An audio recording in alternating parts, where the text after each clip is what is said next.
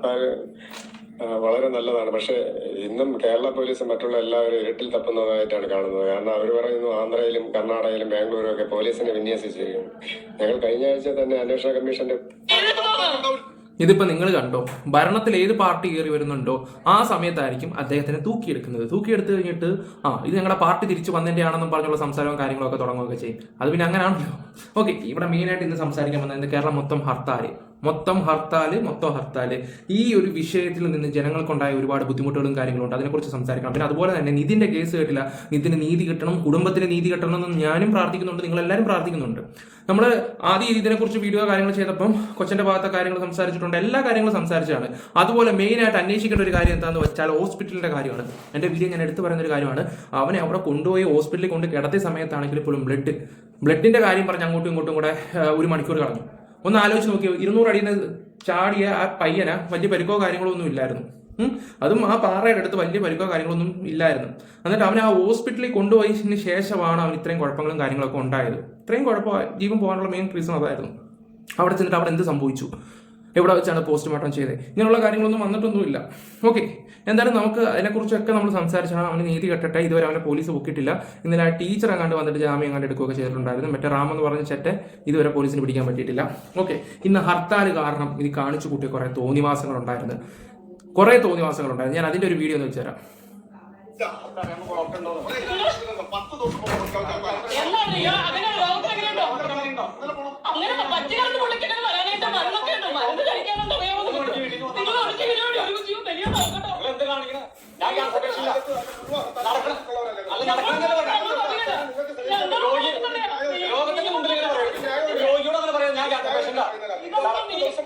പുള്ളി ഒരു cancer patient ആണ്.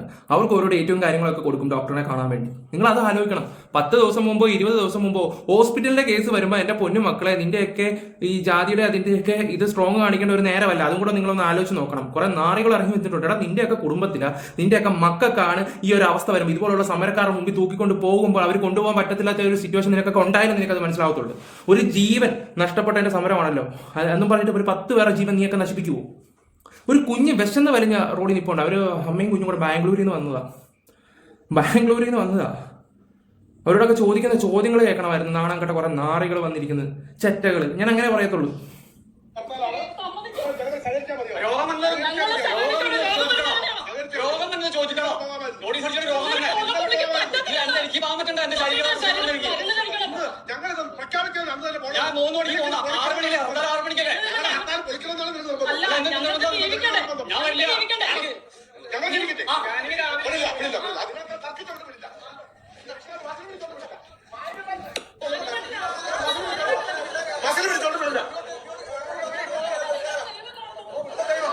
കർമ്മയെന്ന് പറഞ്ഞൊരു സംഭവമുണ്ട്. എൻ്റെ പൊന്നു ഉപ്പാപ്പ, നിങ്ങൾ ആരാണെന്നൊന്നും അറിയത്തില്ല.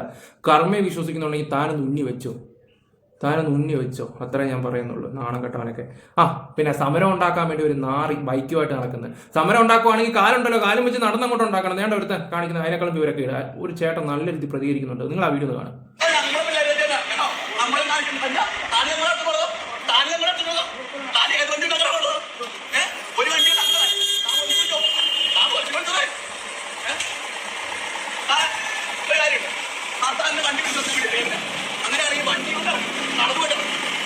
സമരം ചെയ്യുമ്പോൾ എന്തിനാ വണ്ടി കൊണ്ടുപോകുന്നേ?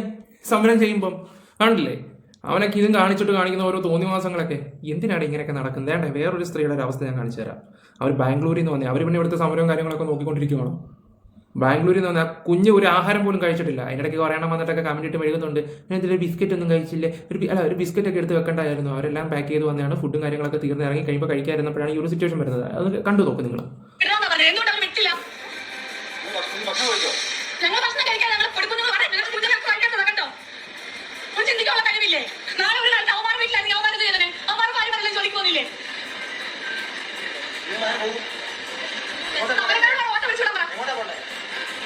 ഞങ്ങൾക്ക് പാലമുക്ക് പോകണം. എനിക്ക് പട്ടായിരിക്കാണ് പോകേണ്ടത്.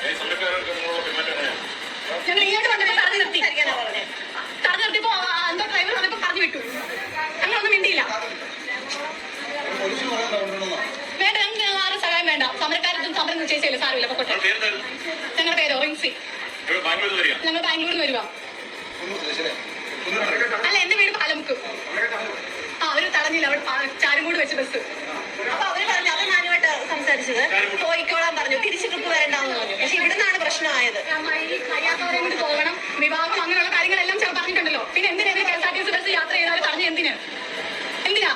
അറ്റ്ലീസ്റ്റ് ഒരു മര്യാദയെങ്കിലും വേണം. ഈ പൊടിക്കുഞ്ഞുങ്ങളെ കൊണ്ട് വരും, നമ്മൾ ടിക്കറ്റ് എടുത്ത് വരുന്നതാ, നമ്മൾ അറിയുന്നില്ല. ഓക്കെ, അവർ പറയുന്ന ന്യൂസ് കാണാൻ എന്തുകൊണ്ടാണ് നമ്മൾ കണ്ടില്ല? നമ്മൾ ഇവിടെ എത്തിയപ്പോഴാണ് അറിയുന്നത് എന്താ സമരമാണെന്ന്. നമ്മൾ അറിയുന്നില്ല. ഇവിടെ ഞങ്ങൾ ഇവിടുന്ന് ബാംഗ്ലൂരിൽ ബസ് കയറി കായംകുളത്ത് ഇറങ്ങി. കായംകുളത്ത് പിന്നെ KSRTC ബസ്സിൽ പുനലൂർ ബസ് ഉണ്ടായിരുന്നു. അവിടെ ആകുമ്പോൾ ഞങ്ങൾക്ക് അവിടെ നോട്ട് ഞങ്ങൾക്ക് വരുമെന്ന് പറഞ്ഞു. അങ്ങനെ നമ്മുടെ ഏരിയ നടക്കുന്ന സംഭവങ്ങളൊക്കെ ആണല്ലോ കായംകുളം. കഷ്ടം ആലോചിക്കുമ്പോൾ തന്നെ. എന്തിനാണ് നീയൊക്കെ ഇങ്ങനെ സമരം ചെയ്തിട്ട് എന്ത് കിട്ടാനാ? ഒരുത്തിന് നീതി ഉണ്ടാക്കാൻ വേണ്ടി ഇപ്പൊ എന്തായി? ഇവിടെ ആൾക്കാർ ഇപ്പോൾ വരഞ്ഞുകൊണ്ടിരിക്കുകയാണ്. ഹോസ്പിറ്റൽ കേസെങ്കിലും മക്കളെ വിടുന്നതായിരിക്കും നല്ലത്. ഞാൻ എൻ്റെ ഇൻസ്റ്റ ഒരു വീഡിയോ ഇട്ടപ്പോൾ കുറേ എണ്ണം വന്നിട്ട് എൻ്റെ കമന്റ് ബോക്സിൽ വന്നിട്ട് പറയുന്നത്, നീ ഇതിനെക്കുറിച്ച് എന്തുകൊണ്ട് ചേട്ടനൊന്നും സംസാരിച്ചില്ല? ഞാൻ എത്ര വട്ടം സംസാരിച്ചിരിക്കുന്നു ഈ പറയുന്നത് ഇതിനെക്കുറിച്ച്. ഇതിന്റെ ആദ്യം മുതലുള്ള കാര്യങ്ങൾ, നേരത്തെ സസ്പെൻഷന്റെ ഉൾപ്പെടെ വരെ ഞാൻ സംസാരിച്ചിട്ടുണ്ടായിരുന്നു. പിന്നെ ആപ്പ് വിഷയത്തിന്റെ കാര്യങ്ങൾ ഞങ്ങൾ സംസാരിച്ചിട്ടുണ്ടായിരുന്നു. ആപ്പിന്റെയൊക്കെ എപ്പോഴാണ് വന്നത്? എനിക്ക് തോന്നുന്നത് എൻ്റെയും സീക്രട്ട് ഏജന്റിന്റെ ഒക്കെ ചാനലിൽ കൂടെ വന്നതിന് ശേഷമാണ് ഈ പറഞ്ഞ TV-കാരൊക്കെ ആപ്പിന്റെ കാര്യങ്ങൾ സംസാരിക്കാൻ തുടങ്ങുന്നത്. പിന്നെ അത് മാത്രമല്ല, അവൻ ലോൺ എടുത്തതിന്റെ വിഷയങ്ങളുണ്ടായിരുന്നു, പിന്നെ വേറെ കുറച്ച് പയ്യന്റെ വിഷയങ്ങളുണ്ടായിരുന്നു. എല്ലാം സംസാരിച്ചാണ് നമ്മൾ. എന്തോന്നാണ് ഇത്? കുറെ എണ്ണം വന്നിട്ട് ഇരുന്ന് മെഴുകുന്നു. ഓക്കെ, സംസാരിച്ചോ, ഒരു വിഷയമില്ല. പാവങ്ങളെ ഹോസ്പിറ്റലിലെ കേസൊക്കെ അങ്ങ് വിടുക, ഹോസ്പിറ്റൽ കേസൊക്കെ വിടുക. പിന്നെ പിള്ളേരെ കൊച്ചു കുട്ടിയുടെ ഒക്കെ അവസ്ഥ ഒന്ന് ആലോചിക്കുക.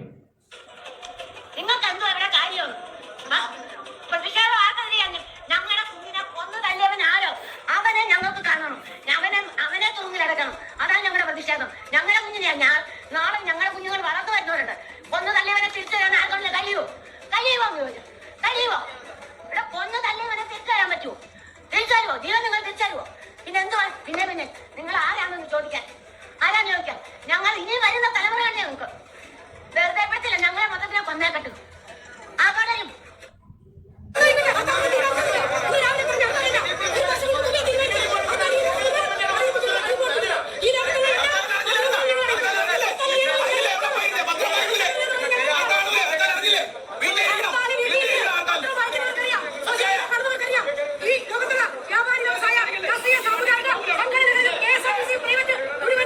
ഓ ചേച്ചി പ്രസംഗിക്കുക. അടുത്ത ഒരുത്തന്റെ കിടപ്പ് നോക്കണം.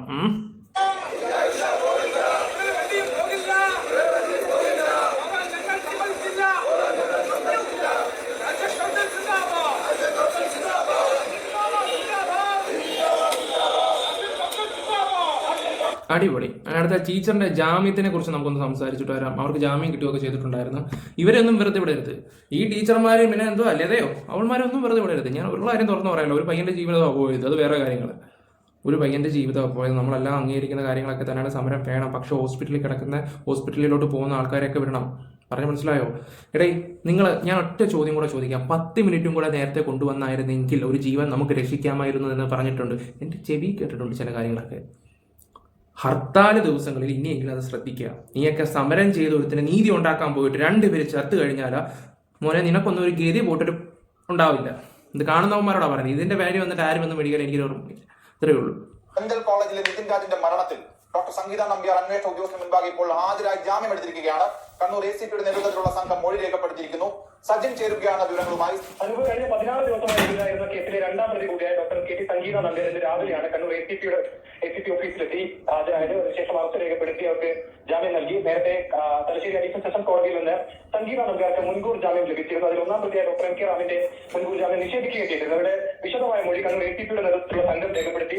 നേരത്തെ തന്നെ ഈ നിതിൻ രാജിന്റെ മരണവുമായി ബന്ധപ്പെട്ട് പ്രത്യേക അന്വേഷണ സംഘത്തിന് രൂപം നൽകിയിരുന്നു. അതിൽ കണ്ണൂർ ACPക്കാണ് അതിന്റെ നേതൃത്വം ചുമതല. അതിനെ ACPയുടെ മുൻപിലാണ് ഹാജരായി മൊഴി നൽകിയത്. ഇതുമായി ബന്ധപ്പെട്ട് നേരത്തെ കോടതി നിരീക്ഷണമുള്ളത് ഈ സംഗീത നമ്പ്യാർക്കെതിരെ ഇത്തരത്തിലുള്ള പ്രത്യക്ഷത്തിലുള്ള തെളിവുകളെല്ലാം വിദ്യാർത്ഥികളുടെ മൊഴികളില്ലാത്തതെല്ലാം പരിഗണിച്ചാണ് ഇവർക്ക്. ഈ ടീച്ചർ പാവമാണെന്ന് എല്ലാവരും പറയുകയൊക്കെ ചെയ്യുന്നത്. ഈ ടീച്ചർ പാവമാണെന്ന് പറയുന്നുണ്ട്. അവൻ മരിച്ച സമയത്ത് ഒരു ടീച്ചർ പോലും, അതായത് അവന്റെ ബോഡി അവിടെ കൊണ്ടുവന്നിട്ട് പോലും അവൾ ഒറ്റ ടീച്ചർമാർ ഇറങ്ങിയിട്ടില്ല. അപ്പൊ തന്നെ നിങ്ങൾ ആലോചിക്കണം റാം എന്ന് പറയുന്ന നാറി എന്താണെന്ന്. ഒറ്റ ടീച്ചർമാർ ഇറങ്ങിയിട്ടില്ല. പിന്നെ അവരുടെ ഭാഗത്ത് പിന്നെ വേറെ കുറച്ച് കാര്യങ്ങളൊക്കെ ഉണ്ട്. അവർ ഇറങ്ങാത്തതിന്റെ റീസൺ എന്ന് വെച്ചാൽ ഇവന്റെ നേരത്തെ കുറേ വിഷയങ്ങളുണ്ടായിരുന്നു. അതൊക്കെ വെച്ചിട്ടായിരിക്കാം, എന്തോ ആയിക്കോട്ടെ. പക്ഷെ ഒരാൾ ഭൂമിയിൽ നിന്ന് ഇല്ലാണ്ടായി അവന്റെ ഉതച്ചവിടെ മുന്നിൽ കൊണ്ടുവന്നിട്ട് പോലും ഇറക്കിയില്ല. പിള്ളേരോട് ഇറങ്ങരുതെന്നൊക്കെ പറഞ്ഞിട്ടുള്ളത്. അവർ പിന്നെ ഈ പറയുന്ന പിള്ളേരെല്ലാവരും കൂടെ വീട്ടിൽ ചെന്നപ്പോൾ അതിനെക്കുറിച്ചൊക്കെ സംസാരിച്ചെന്നാണ് പറയുകയൊക്കെ ചെയ്യുന്നത്. ഓക്കെ. മുൻകൂർ ജാമ്യം അനുവദിച്ചത്. നേരത്തെ 2 പ്രതികൾ, അതിൽ ഡോക്ടർ എം കെ റാം ഒപ്പം തന്നെ KT സംഗീത നമ്പ്യാർ, ഇരുവരുമാണ് ആദ്യഘട്ടത്തിൽ കുടുംബത്തിന്റെ പരാതി പ്രകാരം പ്രതി ചേർന്നതും ഇരുവർക്കുമെതിരെ ആത്മഹത്യ പ്രേരണ കുറ്റം ചുമത്തിയതും SC അട്രോസിറ്റി ആക്ട് പ്രകാരമുള്ള വകുപ്പുകൾ ചുമത്തിയത്. എന്നാൽ ഇതിൽ ഈ പറഞ്ഞ വകുപ്പ് പ്രകാരമുള്ള കുറ്റം ചെയ്തതായി സംഗീത നമ്പ്യാർക്കെതിരെ പ്രത്യക്ഷത്തിലുള്ള തെളിവുകൾ ഹാജരാക്കാൻ പ്രോസിക്യൂഷന് സാധിച്ചിരുന്നില്ല. അതിനാൽ തന്നെയാണ് സംഗീത നമ്പ്യാർക്ക് ആ ഘട്ടത്തിൽ ജാമ്യം ലഭിച്ചുള്ളത്. എന്തായാലും സംഗീത നമ്പ്യാരുടെ മൊഴി വളരെ പ്രധാനപ്പെട്ടതാണ്. ഈ സംഭവം നടക്കുന്ന ദിവസം, അതായത് ഈ പ്രിൻസിപ്പൽ ചേംബറിൽ നിതിൻ രാജ് എത്തിയ ദിവസം സംഗീത നമ്പ്യാർ ആ സ്ഥലത്തില്ലായിരുന്നു. പ്രിൻസിപ്പൽ ചേംബറിന്റെ സമീപത്തോ അല്ലെങ്കിൽ പ്രിൻസിപ്പൽ ചേംബറിലോ ഉണ്ടായിരുന്നില്ല എന്നതാണ് പ്രധാനമായും കോടതി പരിഗണിച്ച ഒരു കാര്യം. അതിനാൽ തന്നെ അതിന് മുൻപ് മാർച്ച് മാസത്തിൽ പുറത്തു വന്ന ഓഡിയോ, മാർച്ച് 13-ാം തീയതി നടന്ന സംഭവങ്ങൾ, ഈ സ്റ്റാഫ് റൂമിൽ നടന്ന കൂട്ടവിചാരണ, ഇതുമായി ബന്ധപ്പെട്ട കാര്യങ്ങളിലാണ് അന്വേഷണ സംഘം ഇവരോട് പ്രധാനമായും ഈ ചോദിച്ചറിയാൻ ശ്രമിച്ചത്. ആ കാര്യങ്ങളിലാണ് കൂടുതൽ വ്യക്തത വേണ്ടത്. കുടുംബം പ്രധാനമായും ആരോപിക്കുന്നത് ഡോക്ടർ എം കെ റാമിന് സമാനമായ കുറ്റം ഈ സംഗീത നമ്പ്യാരും ചെയ്തിട്ടുണ്ട്. ഇതിൽ നിതിൻ രാജിനെ കൂട്ടവിചാരണ, സ്റ്റാഫ് റൂമിലടക്കം കൂട്ടവിചാരണ ചെയ്തതിൽ ഈ സംഗീത നമ്പ്യാർക്കും പങ്കുണ്ട് എന്ന് കുടുംബം ആരോപിക്കുന്നുണ്ട്. അതായത് ഈ കാര്യങ്ങളടക്കം ഒരു വ്യക്തതയാണ് ഈ ഓക്കെ. എന്തായാലും അവരുടെ കാര്യത്തിൽ ഏകദേശം ഒരു തീരുമാനം ഉണ്ടാവും എന്നാണ് പറയുന്നത്. എന്തായാലും റാമിനെ പൊക്കണം ഇപ്പം. അത് കഴിഞ്ഞിട്ട് നമുക്ക് ടീച്ചറിലോട്ട് വരാം. അതിന് മുമ്പ് അവരുടെ അച്ഛൻ പറയുന്ന കുറച്ച് കാര്യങ്ങളൊക്കെ ഒന്ന് കേട്ട് നോക്കാം. പക്ഷേ നമ്മൾ ഈ വലിയ സങ്കടമുണ്ട്. എനിക്ക് ഇപ്പോഴും സംസാരിക്കാൻ വലിയ ബുദ്ധിമുട്ടുണ്ട്. അപ്പോഴും നമ്മൾ ഈ ഒരു ഭാഗത്ത് നമ്മൾ നിയമ പോരാട്ടം നടത്തുകയാണ്. മോഹന്റെ നീതിക്കായാണെന്ന് നടത്തുന്ന ഹർത്താൽ വളരെ നല്ലതാണ്. പക്ഷെ ഇന്നും കേരള പോലീസ് മറ്റുള്ള എല്ലാവരും ഇരുട്ടിൽ തപ്പുന്നതായിട്ടാണ് കാണുന്നത്. കാരണം അവർ പറയുന്നു ആന്ധ്രയിലും കർണാടകയിലും ബാംഗ്ലൂരും ഒക്കെ പോലീസിനെ വിന്യസിച്ചിരിക്കുന്നു. ഞങ്ങൾ കഴിഞ്ഞ ആഴ്ച തന്നെ അന്വേഷണ കമ്മീഷന്റെ മുമ്പാകെ ACP ഹരിപ്രസാദിന്റെ മുമ്പാകെ ഹാജരാകിപ്പോൾ അദ്ദേഹം പറഞ്ഞ എല്ലായിടത്തും വിന്യസിച്ചിരിക്കുന്നു, എല്ലായിടത്തും ആളുണ്ട്. ഇത്ര ദിവസമായിട്ട് പിടിക്കാൻ കഴിയുന്നില്ലല്ലോ. കണ്ണൂരിലെ പള്ളിക്കുന്നിൽ തന്നെ അങ്ങേര് കാണും. അത് നമുക്ക് പോകുന്ന ഉറപ്പാണ്. കാരണം ആര് പിടിക്കാൻ? ഇന്ന് കേരളത്തിലെ ഓരോ സംഭവം ഉണ്ടാകും അപ്പോൾ പിടിക്കണേ. നമ്മൾ അച്ഛനോട്ടൊക്കെ നമ്മൾ സംസാരിച്ചിട്ടുണ്ട്. ഈ പോലീസിലെ വീഴ്ചയാണോ പറയുന്നത്, അല്ലെങ്കിൽ ഏതെങ്കിലും തരത്തിൽ അവർ അന്വേഷിക്കുന്നില്ല, കൃത്യം അന്വേഷിക്കുന്നില്ല എന്നുള്ളതാണോ അച്ഛന്റെ ഈ കുടുംബത്തിന്റെ പരാതി? അതെ, ഞങ്ങളുടെ വാദം ആരും കേൾക്കാറില്ല. കാരണം ഞങ്ങളവിടെ CCTV വിഷ്വൽസ് ഹാജരാക്കാൻ ആവശ്യപ്പെട്ടു. ഒരു ചെറിയ ഫോണിൽ CCTV വിഷ്വൽസില് പിന്നെ പ്രിൻസിപ്പലിന്റെ റൂമില് കുറച്ച് വിഷ്വൽസ് അല്ലാതെ വേറെ ഒന്നും ഹാജരാക്കിയില്ല. ഞങ്ങൾ ചോദിച്ചപ്പോൾ അവർ പറയുന്നു അത് വേറൊരു പോലീസിന്റെ ഉദ്യോഗസ്ഥന്റെ അത് ഞങ്ങളുടെ ഒരു അന്വേഷണ ഉദ്യോഗസ്ഥൻ സംസാരിക്കുന്ന ആ ഒരു പദം നിങ്ങളെല്ലാം അറിഞ്ഞിരിക്കണം. അത് ഞങ്ങൾ അതെന്താ അങ്ങനെ ഒരു ഇത്? ഇപ്പോൾ ഞാനൊരു കാര്യം പറയാം. ഇത്രയും വലിയൊരു സ്ഥാപനം നടത്തുമ്പോൾ നല്ല ഹോർഡും നല്ല പൊളിറ്റിക്സ് ബലവും കാണും ഉറപ്പായിട്ട്. അപ്പോൾ ഇതിൻ്റെ ഇടയില്ല ഈ പറയുന്ന ഒന്നെങ്കിൽ പോലീസുകാരും കാര്യങ്ങളൊക്കെ നല്ല സപ്പോർട്ടും കാര്യങ്ങളൊക്കെ കാണുന്നതെന്ന് മനസ്സിലാക്കാൻ പറ്റും. നിങ്ങളൊന്ന് ചിന്തിച്ചാൽ ആ ഹോസ്പിറ്റൽ കേസ് തന്നെ നിങ്ങളൊന്ന് ആലോചിച്ച് നോക്കി. അപ്പോൾ അതിന് എത്ര നേരം അവിടെ കിടത്തി? അവിടേക്ക് അന്വേഷണം പോയി കഴിഞ്ഞാൽ ഈ കേസ് ഇതിനെക്കാളും വലിയ ഡിസ്റ്റും കാര്യങ്ങളൊക്കെ ഉണ്ടാവും ഈ ഒരു കേസിലാണ്. പക്ഷെ ആരും ഇതിനെക്കുറിച്ചൊന്നും സംസാരിക്കത്തില്ല. കാരണം എവിടെ പവർ ഉണ്ടോ അവിടെ നിൽക്കാനേ ആൾക്കാർക്ക് പറ്റത്തുള്ളൂ. അതങ്ങനെയാണ്. പവറിൻ്റെ കൂടെ പോകുന്ന കുറേ ആൾക്കാരുണ്ട്. പക്ഷെ അവിടെ സത്യമായിട്ടുള്ള കാര്യങ്ങൾ ചിലപ്പോൾ നീതി പോലും കിട്ടാതെ പോകും. സത്യമായിട്ടുള്ള കാര്യങ്ങൾ മറയ്ക്കപ്പെടുക. ഇന്ന് ആ അച്ഛൻ കിടന്ന് കഷ്ടപ്പെടുന്നത് നിങ്ങൾക്ക് മനസ്സിലായല്ലോ. അയാളുടെ സംസാരത്തിൽ തന്നെ ഉണ്ട്. ഈ അടുത്ത സമയത്ത് കോളേജിൽ പോയ സമയത്ത് അവിടെ കിടന്ന അറസ്റ്റ് ബഹളമൊക്കെ ആയിരുന്നു. ഉണ്ടാക്കിയില്ല വേറെ ഉദ്യോഗസ്ഥന്റെ. എന്ത് ന്യായമാണ്? അവരെല്ലാം കളക്ട് ചെയ്തിട്ടല്ലേ അന്വേഷിക്കാൻ. ഞങ്ങൾ ഇന്ന് വരെ അതൊന്നും കാണിച്ചിട്ടില്ല. സ്റ്റാഫ് റൂമിൽ എന്ത് നടന്നു, വെളിയിൽ എന്ത് നടന്നു, ഒരുപാട് വിഷ്വൽസ് ഉണ്ടെന്നാണ് പറയുന്നത്. പക്ഷെ ഒരൊറ്റ കാര്യം പോലും ഹാജരാക്കാതെ ഞങ്ങളെ കാണിക്കാതെയാണ് അവര് കോടതിയിലേക്ക് പേപ്പറുകൾ അയച്ചത്. ഈ മറ്റൊരു കഴിഞ്ഞ ദിവസമാണ് മറ്റൊരു അധ്യാപികയ്ക്ക് ജാമ്യം കിട്ടുന്നത്. അതെ, അതിനെതിരെ മാർച്ച് 13-14 എന്റെ മകളുടെ ഫോണിലേക്ക് ഇവരാണ് എന്നെ ടോർച്ചർ ചെയ്യുകയും ഇവരാണ് നിരന്തരം പീഡിപ്പിക്കുകയും ചെയ്യുന്നതെന്ന് പറഞ്ഞാണ് മോളുടെ ഫോണിലേക്ക് ആ ഫോട്ടോ. പുറമെ ആ ടീച്ചർ നല്ലൊരു ടീച്ചറാണെന്നാ പറയുന്നത്. നല്ലവനായ ഉണ്ണി എന്ന് പറയുന്ന പോലൊരു ടീച്ചർ പുറമെ. എന്തായാലും നോക്കാം ഇതിൻ്റെ ഒരു കാര്യങ്ങളൊക്കെ. ഞാനൊരു കേസ് കേട്ട് കുറേ കാര്യങ്ങൾ പറഞ്ഞപ്പം ചില ആൾക്കാർക്ക് തലയിൽ കയറത്തില്ല. നമ്മളെ വന്ന് വിമർശിക്കുന്നുണ്ടായിരുന്നു. അപ്പോൾ ഞാൻ പിന്നെ വേറെ കുറേ കാര്യമായിട്ട് ഫോളോ അപ്പ് ചെയ്തില്ലായിരുന്നു. ഇനി ഇതിനൊന്ന് നല്ല രീതിയിൽ ഫോളോ അപ്പ് ചെയ്യണം. അത് സോഷ്യൽ മീഡിയയെ കുറിച്ച് സംസാരിക്കണം ഈ ഒരു വിഷയത്തിനെ കുറിച്ച്. പിന്നെ അത് മാത്രമല്ല, ഇതുപോലുള്ള സമരങ്ങളൊക്കെ നടത്തുമ്പോൾ പാവപ്പെട്ട ജനങ്ങളെ വെറുതെ വിടാൻ നോക്കുക. ഹോസ്പിറ്റൽ കേസിൽ വെറുതെ വിടാൻ നോക്കുക. ഞാൻ കൂടുതലൊന്നും ഇതിനെക്കുറിച്ച് സംസാരിക്കുന്നില്ല. Bye, love you guys.